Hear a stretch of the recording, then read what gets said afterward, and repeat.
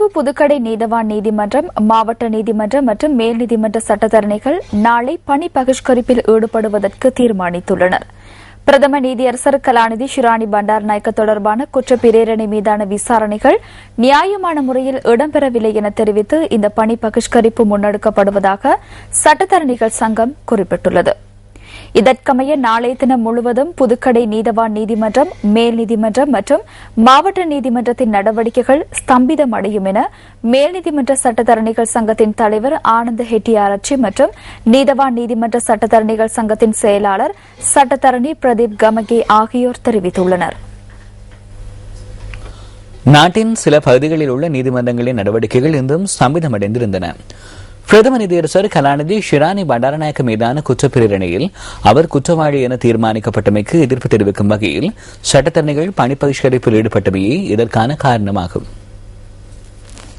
இன்று காலை முதல் நாட்டின் பல பகுதிகளில் சட்டத்தரணிகள் முன்னெடுத்த பணி பகிஷ்கரிப்பு காரணமாக நீதிமன்ற செயற்பாடுகள் ஸ்தம்பிதமடைந்திருந்தன. கல்கிஸ்ஸ நீதிமன்ற கட்டட தொகுதியில் இன்றைய தினம் எந்த ஒரு வழக்கு விசாரணையும் இடம்பெறவில்லை. இதன் காரணமாக நீதிமன்றத்திற்கு சென்றிருந்தவர்கள் பல்வேறு அசௌகரியங்களை எதிர்நோக்க வேண்டிய நிலை ஏற்பட்டிருந்தது. இன்றும் நாளையும் பணி பகிஷ்கரிப்பில் ஈடுபடுவதற்கு தீர்மானித்துள்ளதாக கல்கிஸ்ஸ சட்டத்தரணிகள் சங்கம் குறிப்பிட்டுள்ளது. பணத்தை செலவிட்டு இங்கு வந்த போதிலும் எவ்வித பயனுமின்றி திரும்புகின்றோம். இதனால் நாம் கஷ்டப்படுகின்றோம். அரசாங்கத்தினால் முன்னெடுக்கப்படுகின்ற இந்த நடவடிக்கைகளுக்கு எதிர்ப்பு தெரிவிக்க வேண்டும். எனவே நீதியரசர்களுக்காக மக்களுக்கு இவ்வாறான அசௌகரியங்கள் ஏற்படுவதனை தவிர்க்க முடியாது. பிரதம நீதியரசருக்கு எதிராக முன்வைக்கப்பட்ட குற்றப்பிரேரணை மீதான விசாரணைகளில் பிற்போடப்பட்ட நடைமுறைகளில் இருந்து அவருக்கு சட்டத்தினால் பாதுகாப்பு வழங்கப்படவில்லை என்பது நமக்கு தெளிவாகிறது. இது மாத்தறை நீதிமன்ற கட்டட தொகுதியாகும். மாத்தறை நீதிமன்றத்தின் சட்டத்தரணிகளும் இன்று பணி பகிஷ்கரிப்பில் ஈடுபட்டனர். தமது எதிர்ப்பு நடவடிக்கை தொடர்பில் மக்களை தெளிவுபடுத்துவதற்காக அவர்கள் துண்டு பிரசுரங்களையும் விநியோகித்தனர். விசாரணைகளில் அவர் எதிர்நோக்கியதாக கூறப்படும் சில விடயங்கள் தொடர்பில் நாம் மிகுந்த கவனம் செலுத்தியுள்ளோம். இதற்கு நாம் எமது அதிருப்தியை வெளியிடுகின்றோம். காலி சட்டத்தரணிகள் சங்கமும் இன்று பணி பகிஷ்கரிப்பினை முன்னெடுத்திருந்தது. நாளைய தினமும் தமது பணி பகிஷ்கரிப்பை தொடர்ந்து முன்னெடுக்க உள்ளதாக சட்டத்தரணிகள் தெரிவித்தனர். குறித்த குற்றச்சாட்டுகள் தொடர்பான விசாரணைகள் நியாயமான முறையில் இடம்பெறவில்லை என பெரும்பாலானவர்கள் எண்ணியிருக்கின்றனர். எனவே அதற்கு எதிர்ப்பு தெரிவிக்கும் வகையில் இன்றும் நாளையும் தொடர்ச்சியாக 2 நாட்கள் எமது எதிர்ப்பினை தெரிவிக்கின்றோம். அவருக்கு இழைக்கப்பட்ட அநீதிக்கு எதிராக நாம் அனைவரும் முன்னிற்பதே மனிதாபிமானமாகும். அவருக்கு இவ்வாறான அநீதி இழைக்கப்படும் போது எதிர்காலத்தில் நமக்கு எவ்வாறான அநீதிகள் இடம்பெறும் என்பது தெரியாது. இதேவேளை அங்குணுகொள்ள பெல்லச நீதவான் நீதிமன்றத்தின் சட்டத்தரணிகளும் இன்று எதிர்ப்பு நடவடிக்கையில் ஈடுபட்டனர். இதேவேளை யாழ்ப்பாண சட்டத்தரணிகள் சங்கமும் இன்று முதல் 4 தினங்களுக்கு பணி பகிஷ்கரிப்பில் ஈடுபடுவதற்கு தீர்மானித்துள்ளது.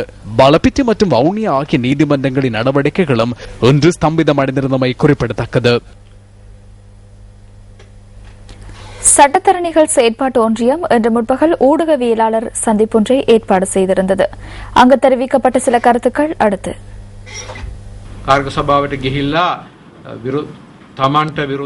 தெரிவு குழுவுக்கு சேர்ந்து தமக்கு எதிராக சாட்சி கூறுபவர்களிடம் குறுக்கு கேள்வி கேட்க வேண்டும் என கூறப்பட்டதும் அங்கு என்ன நடந்துள்ளது? வாய்மொழி மூலம் சாட்சியை வழங்க அழைக்கப்பட மாட்டார்கள் என கூறப்பட்டுள்ளது. எனினும் அதற்கு பின்னர் பலரிடம் வாய்மொழி மூலம் சாட்சியங்களை பெற்றுக் கொண்டுள்ளதாக அறிய கிடைக்கிறது. எனவே இது ஒரு பாரிய அநீதியாகும். சாதாரண பிரஜையொருவருக்கு இருக்கும் பாதுகாப்பு பிரதம நீதியரசருக்கு வழங்கப்படவில்லை.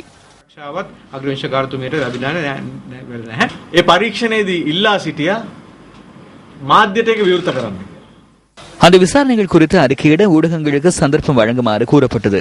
அவ்வாறு இல்லாவிடின் ஆக குறைந்தது கண்காணிப்பாளர்களுக்கு எனும் சந்தர்ப்பம் வழங்குமாறு கூறினோம். எனினும் எதற்கும் அனுமதி வழங்காமல் விரைவாக செயற்பட்டனர். அதனால் பிரதம நீதியரசரும் சட்டத்தரணிகளும் அவ்விடத்துக்கு செல்ல முடியாத நிலையில் வெளிநடப்பு செய்தனர். இன்றைய பத்திரிகைகளில் வெளியான கேலி சித்திரங்களில் இருந்து நாம் தெரிவு செய்த கேலி சித்திரம் அடுத்து.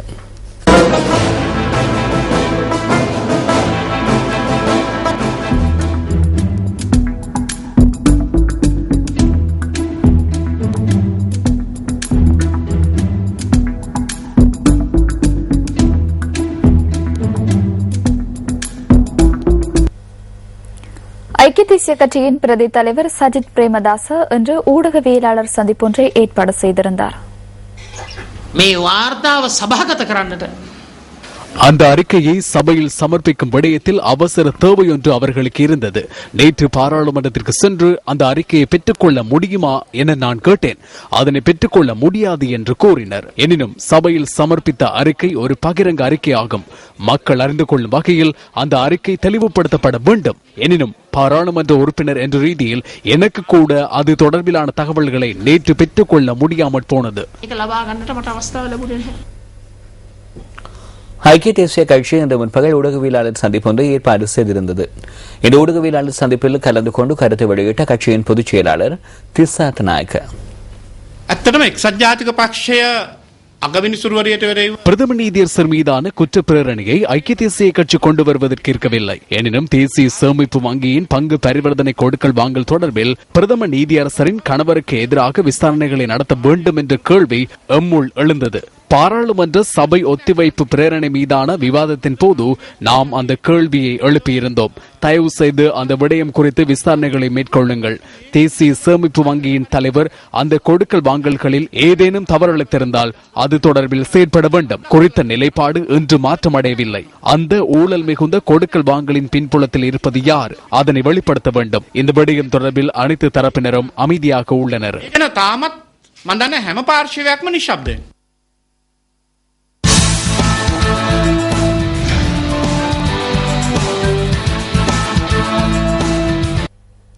நியூஸ் ஃபர்ஸ்டின் பிரதான செய்திகளில் தொடர்வது சக்தியின் தேடலில். நாட்டில் உட்கட்டமைப்பு வசதிகள் அனைத்து பகுதிகளிலும் ஒரே விதத்தில் முன்னெடுக்கப்படாமையினால் பொதுமக்கள் அபிவிருத்தியின் பலாபலன்களை உரிய முறையில் அனுபவிக்க தவறுகின்றனர். இவ்வாறான நிலைமைகள் தொடர்பில் சக்தியின் தேடல் சுட்டிக்காட்ட மறந்ததில்லை. அம்பாறை மாவட்டம் நாவிதன்வழி பிரதேச சபையின் நிர்வாகத்திற்குட்பட்ட 5ஆம் கிராம கூட்டுறவு சங்க வீதியில் அமைந்துள்ள இந்த பாலம் கடந்த பல வருடங்களாக சேதமடைந்து காணப்படுவதாக மக்கள் தெரிவிக்கின்றனர். இந்த பாலம் உடைந்து காணப்படுவதாக சுட்டிக்காட்டும் மக்கள் தொடர்ந்தும் அச்சத்துடனேயே இதில் பயணிக்க வேண்டியுள்ளதாக தெரிவிக்கின்றனர். இது வந்து இப்போ உடைஞ்சி இப்போ 1.5 வருஷம் ஆகுது. இதை வந்து ஒரு தரம் பார்வையிட்டு போனாங்க. பார்வையிட்டு போயிட்டு இதுவரையில் இதுமான பணிகளும் செய்யலை. இப்போ உடைஞ்சி கிடக்கிறதால பொதுமக்களுக்கும் பாடசாலை மாணவர்களுக்கும் விவசாய மக்களுக்கும் சாமான் கொண்டு போகிறதுக்கும் வாகனங்கள் போகிறதுக்கும் மிகவும் தடையாக இருக்குது. இந்த பாலத்தை புனரமைக்க கோரி பல தடவைகள் அதிகாரிகளிடம் கோரிக்கை விடுத்த போதிலும் இதுவரையில் அது சாத்தியமாகவில்லை என மக்கள் சுட்டிக்காட்டுகின்றனர். இந்த ரோடு இல்லாததால 5-6 கிலோமீட்டர் சுற்றி வந்து ஸ்கூலை சேர வேண்டியிருக்கின்றது. அதால பாடசாலை கல்வியும் பாதிக்கப்படுது. இப்படியான ஒரு நிர்பந்தத்தில் நாங்கள் பல அரசியல்வாதிகள்கிட்டையும் பல தலைவர்கள்ட்டையும் அறிக்கை கொடுத்தும் 2 வருடங்களாக இதுவரையில் இந்த பாலம் சரியான முறையில் செப்பனிடப்படவில்லை. இந்த மக்களின் கோரிக்கைகளை அதிகாரிகள் இனியாவது கவனத்திற்கொண்டு செயற்படுவார்களா? கிழக்கு மாகாண போக்குவரத்து அமைச்சரே, இது உங்களின் கவனத்துக்கு. அம்பாறை மாவட்ட விவசாயிகள் தற்போது சிறுபுக வேளாண்மை செய்கையை ஆரம்பித்துள்ளனர். வேளாண்மை செய்கைக்கு ஏற்ற காலநிலை தற்போது நிலவுவதனால் ஆரம்ப விதைப்பு நடவடிக்கையில் விவசாயிகள் ஈடுபட்டுள்ளதனை எம்மால் காண முடிகின்றது. அம்பாறை மாவட்ட மக்களின் பிரதான ஜீவனோபாய தொழில் நெற்செய்கை என்பதனால் மழை பெய்வதற்கு முன்னர் இந்த ஆரம்ப விதைப்பு நடவடிக்கையை தற்போது ஆரம்பித்துள்ளனர். அம்பாறை மாவட்டத்தின் நிந்தவூர், சம்மாந்துறை, அட்டாளைச்சேனை போன்ற பகுதிகளில் சுமார் 7500 ஏக்கர் நிலப்பரப்பில் வேளாண்மை செய்யப்படுகின்றது.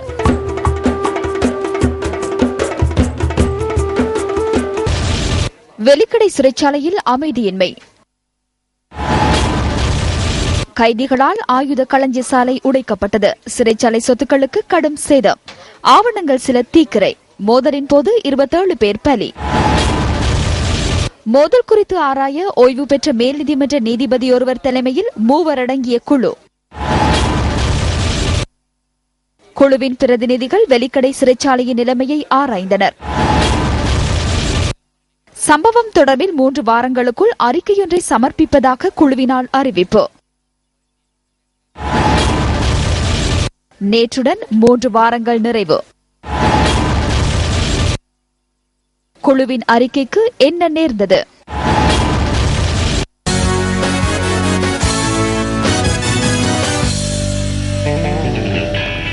தடை செய்யப்பட்ட ஊக்கமருந்து பாவனை குற்றச்சாட்டில் குற்றவாளி என உறுதிப்படுத்தப்பட்ட குறுந்தூர ஓட்ட வீரர் ஹிமாஷ் ஏஷானுக்கு 1 வருட போட்டி தடை விதிக்கப்பட்டுள்ளது.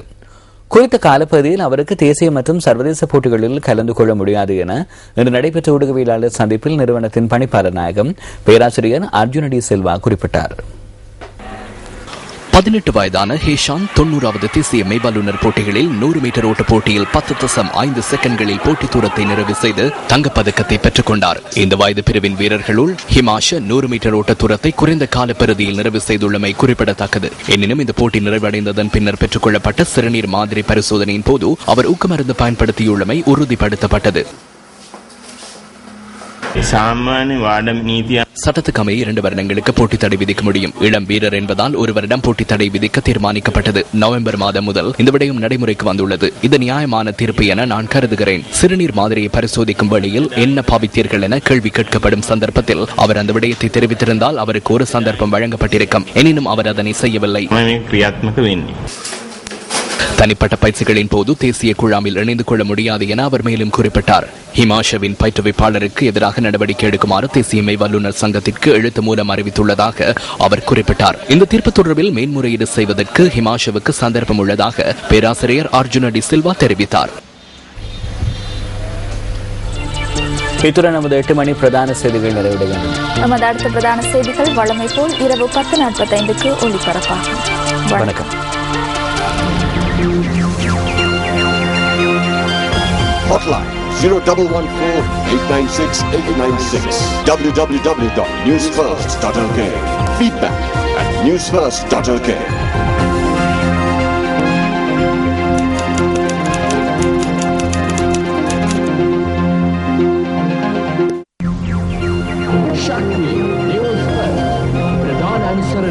உயர்ந்த தர நேர்த்தியால்